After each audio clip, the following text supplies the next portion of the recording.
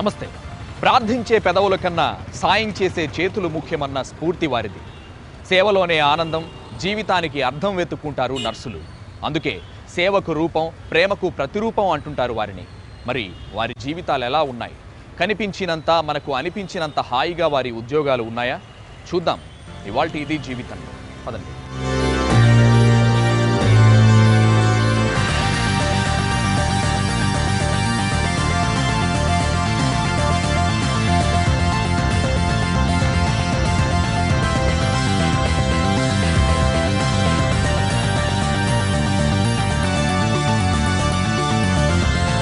నమస్తే అండి. Nurse superintendent Hemalatha గారు మీరు. యాక్చువల్గా ఇది జీవితం నుంచి వచ్చామండి. నర్స్ లైఫ్ స్టైల్ ఎలా ఉంటుంది, వారి వర్క్ ఎట్లా ఉంటుందో తెలుసుకున్నామని. యాక్చువల్లీ నర్సింగ్ అనేది ఒక Nobel profession. Really I'm very proud to say that I'm a nurse. నా ఎక్స్పీరియన్స్ ఒక 10 years ఆఫ్ ఎక్స్పీరియన్స్ ఉంది. నేను ఇక్కడ నర్సింగ్ సూపరింటెండెంట్గా 2 years నుంచి చేస్తున్నాను. నర్స్ రోల్ ఎందుకు కీ రోల్ అని మనం చెప్తామంటే she is the we can say that she is a backbone of the hospital. ఎందుకనంటే ఒక డాక్టర్ ఏదైనా సర్వీసెస్ ఒక పేషెంట్కి ఆర్డర్ చేస్తే అవి ఫుల్ ప్లెజ్డ్గా 24 hours కూడా మానిటర్ చేస్తూ పేషెంట్కి అందేలా చూసుకునేది నర్స్.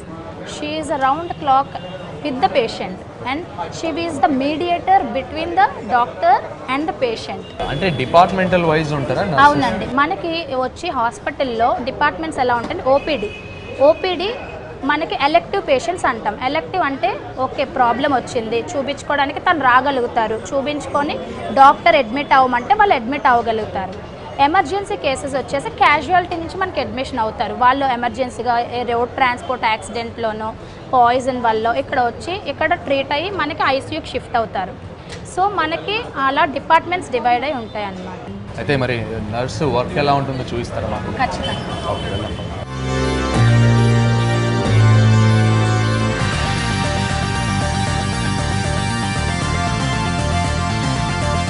ఇది క్యాజువాలిటీ. ఇక్కడ అన్ని ఎమర్జెన్సీ కేసెస్ వస్తాయి. మనం ఇక్కడ చూద్దాం ఇక్కడ సర్వీసెస్ ఎలా ఉంటాయి అనేది మనం చూద్దాం. వీళ్ళందరూ మా staff. She is Pratibha, she is an incharge staff. ఇక్కడ అందరూ కూడా high qualified and highly trained నర్సెసే ఉంటారు. ఎందుకంటే ఇది హై డిపెండెన్సీ ఏరియా కాబట్టి. సో వీళ్ళందరూ ఒక్కొక్కరు మేము ఇక్కడ ఏ ప్రొసీజర్స్ రెగ్యులర్గా చేస్తాం, వీళ్ళ సపోర్ట్ డాక్టర్కి ఎలా ఉపయోగపడుతుంది అనేది మనం చూద్దాం ఒకసారి.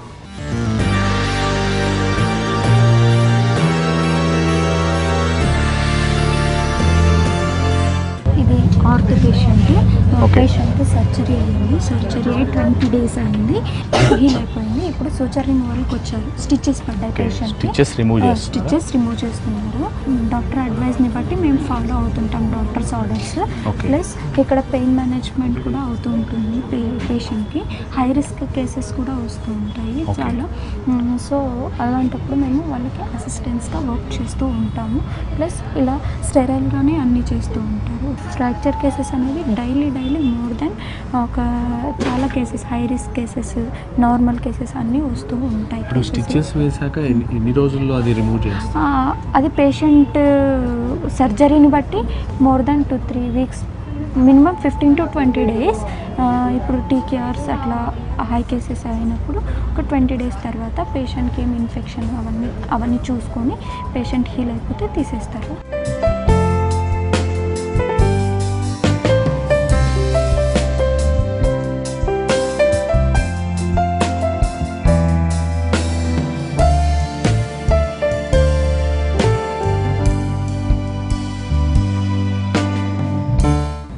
అది స్టిచెస్ తీసేసాము సార్, కంప్లీట్గా తీసేసినాము. ఇది డ్రై అయిపోయింది కాబట్టి దాని మీద డ్రెస్సింగ్ అవసరం లేదు. ఏమైనా ఊజ్ కానీ ఏమైనా ఉంటే మాత్రమే దాన్ని మేము క్లోజ్ చేస్తాం. ఆల్రెడీ పేషెంట్స్ చాలా పెయిన్ఫుల్గా వస్తుంటారు. అంటే ఎమర్జెన్సీ కేసెస్ వాళ్ళు పెయిన్గా ఉన్నప్పుడు మీరు ఎలా డీల్ చేస్తారు? వాళ్ళ డాక్టర్స్ అడ్వైస్ చేస్తారు ఫస్ట్ పెయిన్ మేనేజ్మెంట్ ఏంటి అనేసి. డాక్టర్ అడ్వైస్ చేసిన దాన్ని బట్టి మేము ఇంజెక్షన్స్ కానీ అలా అడ్మినిస్ట్రేటివ్ చేసి తర్వాత పేషెంట్కి ఏమైనా ఫ్రాక్చర్స్ అలా ఉంటే ఫస్ట్ ఫ్రాక్చర్కి సపోర్ట్ కానీ ఏమన్నా స్ప్లింట్ కానీ అలాంటివి ప్రొవైడ్ చేస్తాం. ప్రొవైడ్ చేసిన తర్వాత పెయిన్ కిల్లర్స్ డాక్టర్స్ ఏమైనా ఇంజెక్షన్స్ అడ్వైస్ చేస్తే మేము అడ్మినిస్ట్రేట్ చేస్తాం.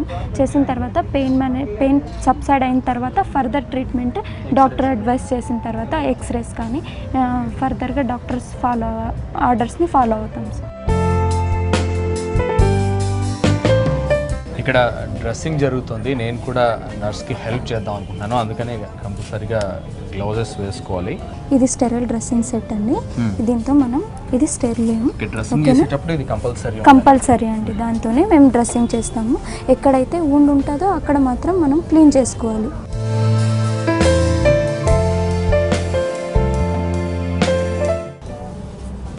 ఇప్పుడు ఒక డ్రై తీసుకొని ఇప్పుడు మనం దాంతో క్లీన్ చేసాం కదండి. క్లీన్ చేసిన తర్వాత మళ్ళీ ఒక డ్రై గాస్ తీసుకొని మొత్తం క్లీన్ చేయాలి. ఎందుకంటే అక్కడ వెట్గా ఉంటుంది కాబట్టి మొత్తం దాన్ని క్లీన్ చేసుకోవాలి. ఇక్కడ కొంచెం కేర్ఫుల్గా డ్రెస్సింగ్ చేయాలి. ఎందుకంటే ఇవి రాడ్స్ ఉన్నాయి కాబట్టి కేవైర్ అనేది పేషెంట్కి కుచ్చుకోకుండా మనం డ్రెస్సింగ్ చేయాలి. ఎందుకంటే వాళ్ళు కింద పామ్ కింద పెట్టినప్పుడు కుచ్చుకోకుండా మనం దానికి సపోర్టివ్గా దీన్ని గాజ్ బ్యాండేజ్తో మనం చుట్టేసి మనం టై చేద్దాం. ఎందుకంటే డ్రెస్సింగ్ లూజ్ అవ్వకుండా.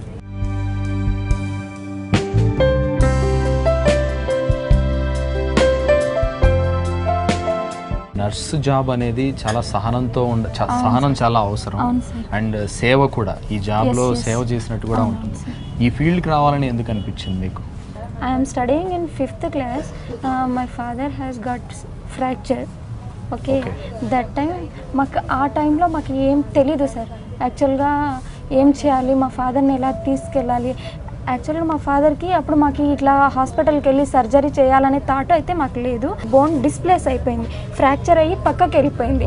అలాంటి ఫ్రాక్చర్కి పైన కట్టు కడితే అది సెట్ అవ్వదు కదండి సార్. సో అలాంటప్పుడు అక్కడ ఒక 3-4 వీక్స్ లాగా కట్టు కట్టి అది సెట్ అవుతుంది అనేసి 2 పిల్లోస్ మధ్య మా ఫాదర్ లెగ్ పెట్టారు సార్. బట్ మా ఫాదర్ ఏంటి, తన డైలీ యాక్టివిటీస్ తను చేసుకోలేకపోయాడు. వేరే హాస్పిటల్కి వెళ్తే ఇది చాలా రోజులైంది ఫ్రాక్చర్ అయ్యి, ఇది ఇంకొన్ని రోజులు ఉంటే యాంపుటేషన్ చేయాలంటే కాలు తీసేయాల్సిన పరిస్థితి వచ్చేది అనేసి అప్పుడు డాక్టర్ వాళ్ళు చెప్పి అక్కడ నర్సెస్ చేసే సర్వీసెస్ చూసి అక్కడ వాళ్ళు పేషెంట్కి వాష్రూమ్కి తీసుకెళ్ళడం, తనకి టాయిలెట్ ట్రైనింగ్ ఇప్పించడం, అవన్నీ చూసి మా ఫాదర్కి నా పిల్లలకి నేను అలా చేయించి అలా ఒక పొజిషన్కి తీసుకురావాలని మా ఫాదర్కి ఒక ఎయిమ్ ఉండేది సార్. సో తన వల్ల మేము కూడా అలానే ఇంప్రెస్ అయ్యి మేము కూడా ఈ నర్స్ జాబ్కి రావాల్సి వచ్చింది. ఫుల్ఫిల్ చేసాము. ప్లస్ మేము కూడా ఫుల్ఫిల్ అవుతున్నాం సార్ ఈ జాబ్కి వచ్చిన తర్వాత. Thank you sister. Okay sir.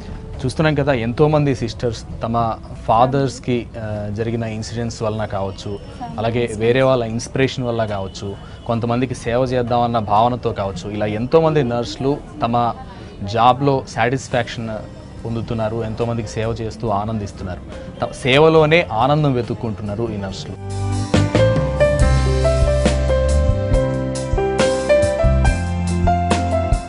Sister, OPD అంటే ఏంటి? అవుట్ పేషెంట్ డిపార్ట్మెంట్ అండి. ఓపీడీ అంటే మీరే చూసుకుంటారా? నేనే చూసుకుంటాను. ఏమేం చేస్తారండి ఓపీడీలో? ఓపీడీలో మామూలుగా పేషెంట్ వచ్చాక రిసీవ్ చేసుకుని డిపార్ట్మెంట్కి సంబంధించిన ఫైల్స్ ఏ ఉంటాయో తీసుకుని వైటల్స్ చెక్ చేస్తామండి. ఫస్ట్ వైటల్స్ అంటే బీపీ, వెయిట్, టెంపరేచర్, పల్స్. ఆ తర్వాత ఇంకా ఏముంటుంది? తర్వాత డాక్టర్ దగ్గరికి పేషెంట్ తీసుకెళ్తామండి. తర్వాత డాక్టర్ గారు చూసిన తర్వాత వాళ్ళు మెడికేషన్ ప్రిస్క్రైబ్ చేస్తారు. ఒకవేళ ఇన్ కేస్ ఏమన్నా మెడికేషన్స్ కానీ ఏదైనా చెప్తే అడ్మిషన్ చెప్పినా మేము కిందకి తీసుకెళ్తాం ఎమర్జెన్సీ వార్డ్కి. అడ్మిషన్ ప్రాసెస్ అవుతుంది. లేదు మామూలు మెడికేషన్ ప్రిస్క్రైబ్ చేశారంటే ఎలా వాడాలి ఏంటి అనేది మేము వాళ్ళకి ఎక్స్ప్లెయిన్ చేస్తాం పేషెంట్కి. మామూలుగా మీ వర్క్ ఎలా ఉంటుందో చూపిస్తారా నాకు? చూపిస్తారు తప్పదు. పేషెంట్ ఎవరున్నారు? నారాయణ గారు.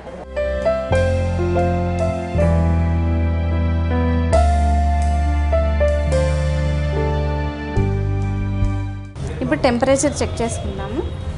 టెంపరేచర్ అంటే ఇది ఏంటంటే థర్మామీటర్ ఫస్ట్ మనం ఆన్ బటన్ ప్రెస్ చేశాక లో అని చూపించాలి మీకు కంపల్సరీ. ఇలా ఎంతసేపు ఉంచాలండి? అది అలారం వచ్చే వరకు ఉంచాలండి. ఆల్రెడీ అలారం వస్తుంది. నార్మల్గానే ఉందండి టెంపరేచర్. ఓకే, ఎంత ఉండాలండి టెంపరేచర్? 98.6 నార్మల్ టెంపరేచర్ అండి. 99 వరకు కూడా మనం నార్మల్గానే తీసుకుంటాం. టెంపరేచర్ చూసాం కదండి, వెయిట్ చూద్దాం ఇప్పుడు. ఇప్పుడు బీపీ చూద్దామండి. వెయిట్ చూసాం కదా, బీపీ చూద్దాం.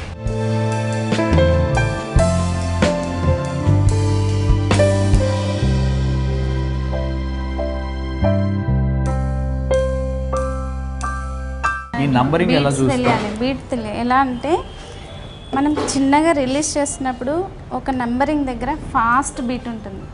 ఓకే, ఫాస్ట్ బీట్ దగ్గర మనం ఫస్ట్ సిస్టోలిక్ మెజర్ చేస్తాం. పైన బీపీలో 2 ఉంటాయి, సిస్టోలిక్, డయాస్టోలిక్ అని. సిస్టోలిక్ ఏంటంటే ఫాస్ట్ బీట్ దగ్గర సిస్టోలిక్ చూసుకుంటాము. కిందకి అలా నెమ్మదిగా మళ్ళీ చేస్తూ ఉంటే ఆ ఫాస్ట్ బీట్ అనేది ఒక దగ్గర తగ్గిపోతుంది, అది డయాస్టోలిక్. ఇప్పుడు ఇతనికైతే నార్మల్గా ఉంది. ప్రతి ఒక్కరికి ఈ 3 ఖచ్చితంగా టెస్ట్ చేస్తూ ఉండాలా? కంపల్సరీ చూస్తాం. డాక్టర్ దగ్గరికి పంపించే ముందు కంపల్సరీ పేషెంట్ వైటల్స్ చూడాలి. ఇట్లా రోజుకి ఎంతమందికి చెక్ చేస్తుంటారండి? 500 to 600 అవుట్ పేషెంట్ ఉంటారు.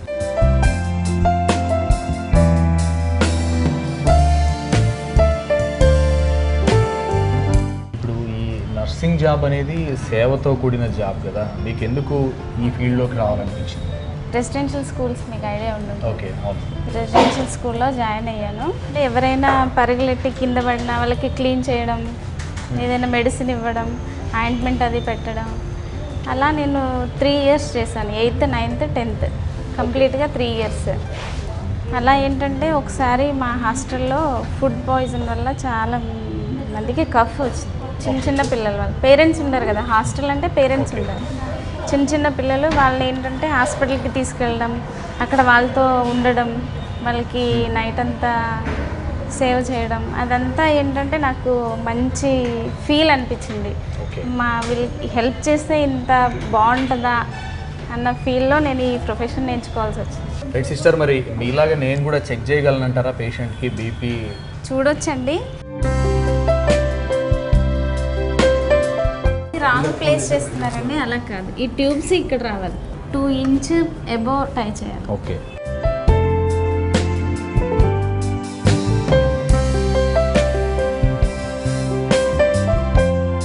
ఇప్పుడు బీపీ నార్మల్గా ఉన్నట్టేనండి? మీకు ఎంత వచ్చిందండి? ఓకే, 140 వచ్చింది. 140 అంటే ఎంత ఉండాలి maximum? Normal BP 120, 80. Younger age గ్రూప్లో అయితే 130 అయినా ఓకే. 140 అంటే తనకు ఎక్కువ. Thank you sister. ప్రస్తుతం మనం ఇప్పటి వరకు ఓపీడీ పేషెంట్లను చూసాం, అలాగే క్యాజువాలిటీలో ఉన్న పేషెంట్లను అక్కడ ఎలాంటి వర్క్స్ చేస్తారో నర్స్ గురించి తెలుసుకున్నాం కదా. ఇప్పుడు ప్రస్తుతం మనం ఐసీయూ, ఇంటెన్సివ్ కేర్ యూనిట్, చాలా సీరియస్ కండిషన్లో ఉన్న పేషెంట్స్ని ఇందులో ఉంచుతారు. ఇక్కడ ఎలాంటి వర్క్ ఉంటుందో నర్సులను అడిగి తెలుసుకుందాం. నమస్తే అండి. మామూలుగా ఐసీయూలో ఎలాంటి పేషెంట్లు ఉంచుతారో, ఎలాంటి వర్క్ ఉంటుంది మీకు? ఇక్కడ ఇది కార్డియాక్ క్రిటికల్ కేర్ యూనిట్ అనండి. ఇక్కడ కార్డియాక్కి సంబంధించిన పేషెంట్స్ అందరూ ఉంటారు. ఐసీయూలోకి ఎంట్రీ అవ్వడానికి మీరు కొన్ని రూల్స్ పాటించాలి. First remove shoes and gown వేసుకొని ఐసీయూలోకి ఎంట్రీ అవ్వాలి.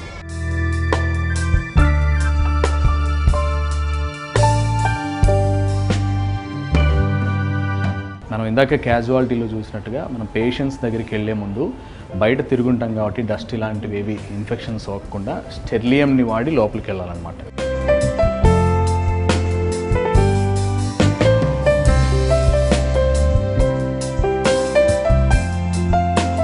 ఐసీయూలో ఎలాంటి వర్క్ ఉంటుంది? మాకు ఏఆర్ నుండి కాల్ వస్తుందండి. పేషెంట్ ఎలా వస్తారు, వీల్ చైర్ పైన వస్తారా, వెంటిలేటర్లో వస్తారా, ఓటు సపోర్ట్తో వస్తారా అనేది ఇన్ఫర్మేషన్ ఉంటుంది. సో దానికి సంబంధించి మేము ఇక్కడ మేనేజ్మెంట్ని అరేంజ్ చేసుకోవడం కానీ, థింగ్స్ అన్నీ అరేంజ్ చేసుకోవడం కానీ ఉంటుంది. సో కేసు రాగానే రిసీవ్ చేసుకుంటాము.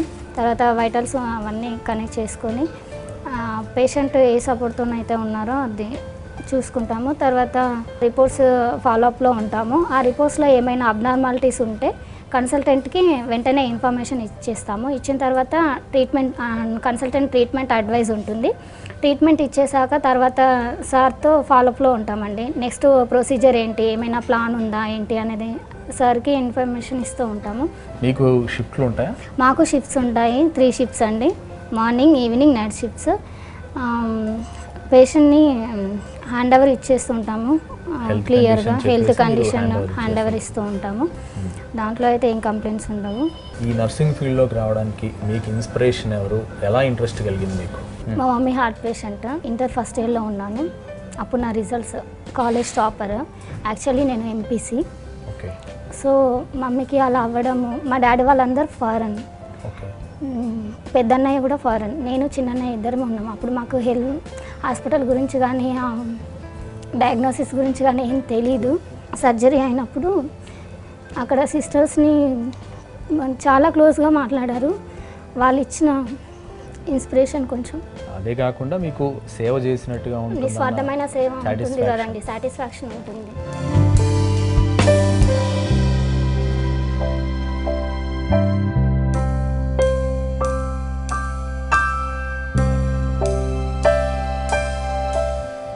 మీరు ఎలా ఫీల్ అవుతున్నారు మరి? అంటే ఇంతమందికి సేవతో కూడిన జాబ్ కదా ఇది.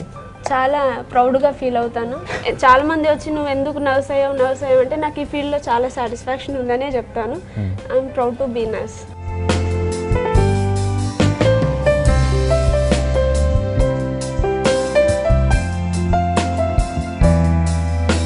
మనం ఇప్పటివరకు నర్సుల వర్క్ తెలుసుకున్నాం కదా. అసలు ఆపరేషన్ థియేటర్లో మెయిన్గా నర్స్ యొక్క ఇంపార్టెన్స్ ఎలా ఉంటుంది, వారి వర్క్ ఎలా ఉంటుందో ఇప్పుడు మనం ఆపరేషన్ థియేటర్లోకి వెళ్ళబోతున్నాం, అక్కడ తెలుసుకుందాం. అసలు ఆపరేషన్ థియేటర్లోకి వెళ్ళబోయే ముందు ఖచ్చితంగా ఈ మాస్క్ అండ్ హెయిర్ క్యాప్, ఈ డ్రెస్ కూడా చేంజ్ చేసుకోవాలి, ఈవెన్ చెప్పులు కూడా, ఎందుకంటే ఎటువంటి ఇన్ఫెక్షన్ రాకూడదు కదా. ఎందుకంటే చాలా సీరియస్గా లోపల ఆపరేషన్ జరుగుతుంది కాబట్టి ఎటువంటి ఇన్ఫెక్షన్స్ జరగకుండా మనం ఈ జాగ్రత్తలు తీసుకుంటాం అనమాట. మరి లోపలికి వెళ్దాం, అక్కడ నర్స్ యొక్క ఇంపార్టెన్స్ ఏంటో తెలుసుకుందాం.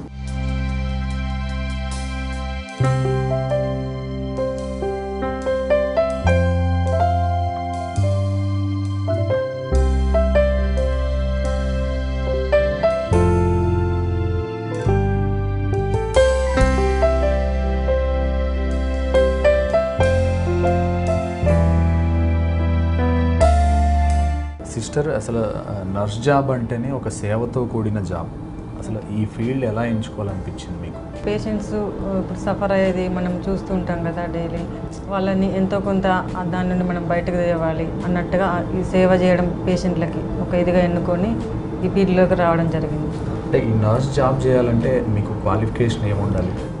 అంటే 10th తర్వాత ఏఎన్ఎం ఉంటుందండి, తర్వాత ఇంటర్ తర్వాత జిఎన్ఎం ఉంటుంది, తర్వాత ఇంటర్ తర్వాత ఇంకా బీఎస్సీ నర్సింగ్ ఉంటుంది, బీఎస్సీ నర్సింగ్ చేశాక ఎంఎస్సీ నర్సింగ్ కూడా ఉంటుంది.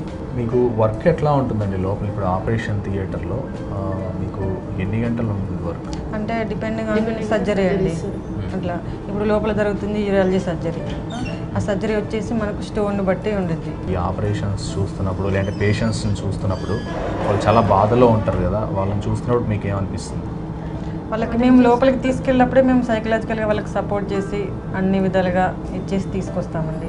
భయపడొద్దు, మేము మెంటల్గా వాళ్ళలో చేస్తాం. తీసుకొస్తాము. వాళ్ళ బాధలు ఉన్నప్పుడు వాళ్ళని ఎలాగైనా ఆ పెయిన్ నుంచి రిలీఫ్ తీసారి ఆ థాటింగ్ ఉండేది తప్ప ఇంకేం. అంటే మీకు స్టార్టింగ్లో ట్రైనింగ్ ఇలాంటిది ఏమైనా ఉంటుందండి? అంటే మేము స్టడీ అప్పుడే మాకు ట్రైనింగ్ ఉండేది. ఓకే.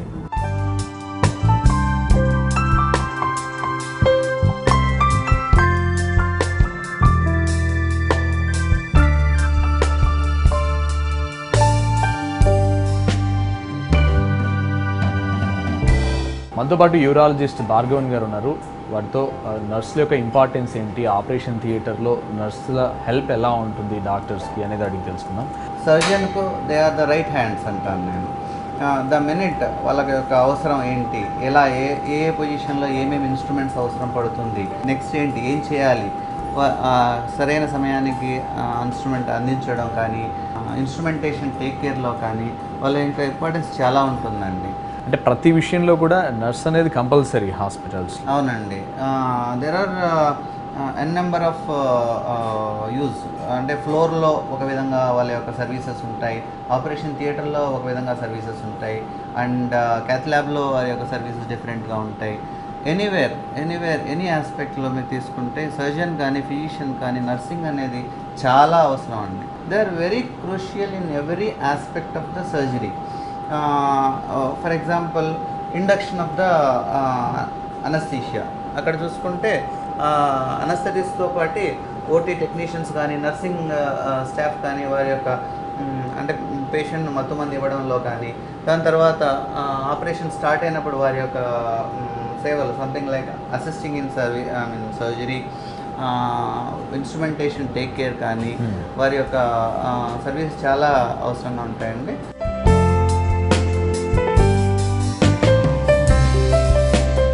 అనుక్షణం డాక్టర్కి అందుబాటులో ఉంటూ ఆయనకు కావాల్సినవన్నీ ఆపరేషన్కి సంబంధించినవన్నీ ఏర్పాటు చేస్తూ ఒక డాక్టర్కి కుడి భుజంలాగా నర్సులు ఇక్కడ వ్యవహరిస్తారు. ఇప్పటివరకు మనం ఆపరేషన్ థియేటర్లో నర్సుల యొక్క కష్టం, వారి వర్క్ ఎలా ఉంటుందో చూసాం.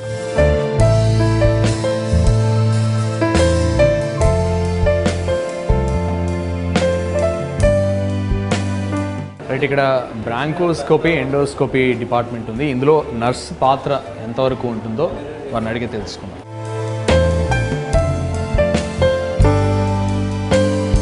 నమస్తే సిస్టర్. అసలు బ్రాంకోస్కోపీ, ఎండోస్కోపీ అంటే ఏంటండి?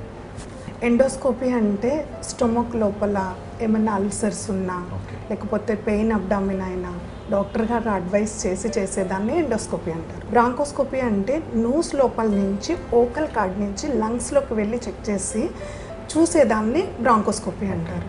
పిఎఫ్టీ అంటే ఏంటి సిస్టర్? పిఎఫ్టీ అంటే పల్మనరీ ఫంక్షన్ టెస్ట్ అండి, లంగ్ ఫంక్షన్ టెస్ట్. మన లంగ్ శక్తి, మన ఊపిరితిత్తుల శక్తి ఎలా ఉంది తెలుసుకునేదాన్ని పిఎఫ్టీ అంటారు.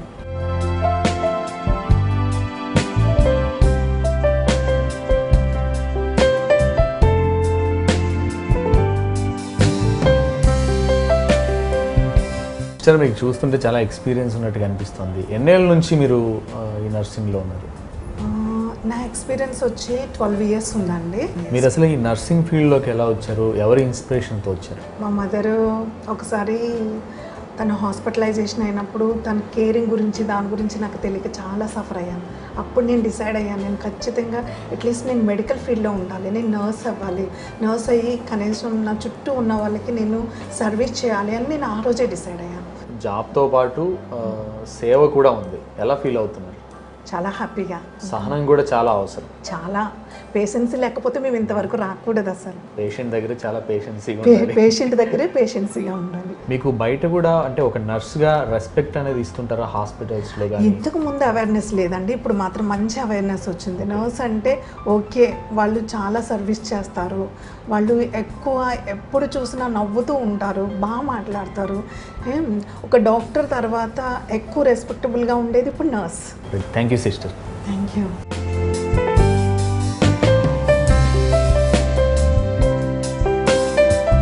ఇప్పుడే చూస్తున్నాం ఎమర్జెన్సీ కేసు ఒకటి వచ్చింది. ఈ ఎమర్జెన్సీ కేసుని సిస్టర్స్ ఎలా సర్వీస్ చేస్తారో ఇప్పుడు చూద్దాం.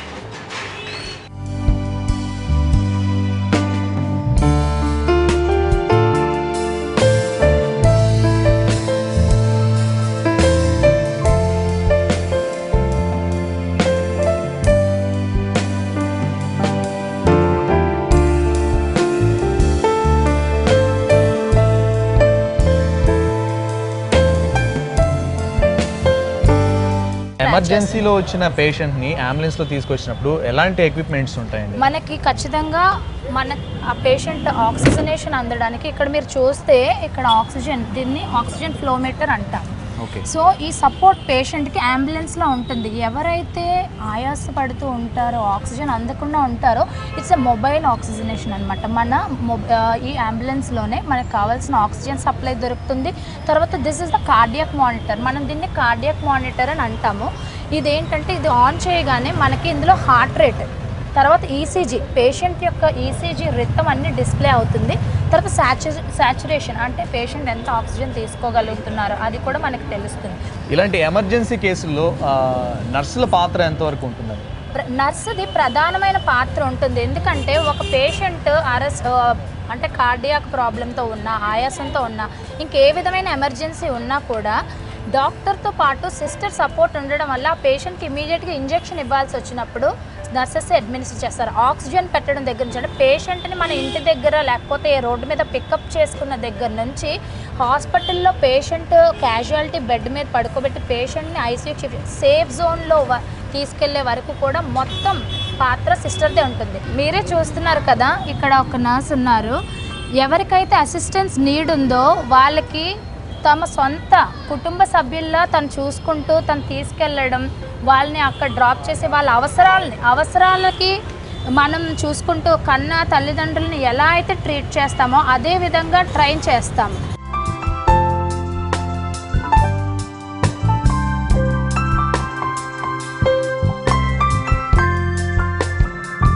నర్సింగ్లో ఉన్న సాటిస్ఫాక్షన్ అది ఎవరైతే ఫీల్ అవుతున్నారో వాళ్ళకి మాత్రమే తెలుస్తుంది. మేము చదువుకున్నది పేషెంట్ మీద అప్లికబుల్ చేసేటప్పుడు మా మేడమ్స్ టీచ్ చేయడం కానీ, nurse and patient relation should be like A mother and child అట్లా చెప్పేవాళ్ళు. ఎందుకంటే అది మేము ఖచ్చితంగా ఇక్కడ పాటిస్తున్నాము.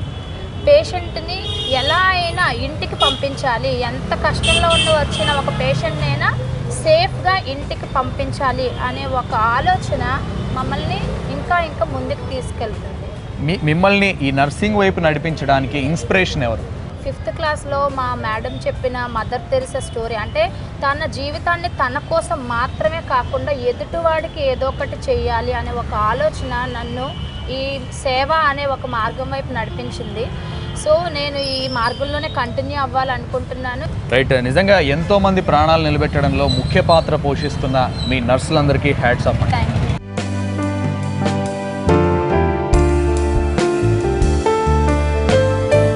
ఎంతోమంది పేషెంట్ల ప్రాణాలు నిలబడగలుగుతున్నాయంటే అందుకు డాక్టర్ల ప్రాధాన్యత ఎంత ఉందో, డాక్టర్లకు కుడిభుజంగా వ్యవహరించే నర్సుల ప్రాధాన్యత కూడా అంతే ఉంది. ఎంతోమంది పేషెంట్లను తన సొంత తల్లిదండ్రుల్లాగా అనుక్షణం కంటికి రెప్పలా కాపాడుతూ వారి ప్రాణాలను నిలబెడుతున్నారు నర్సులు. చూశారుగా నర్సుల జీవితాలపై ఇవాల్టి ఇది జీవితం. నమస్తే.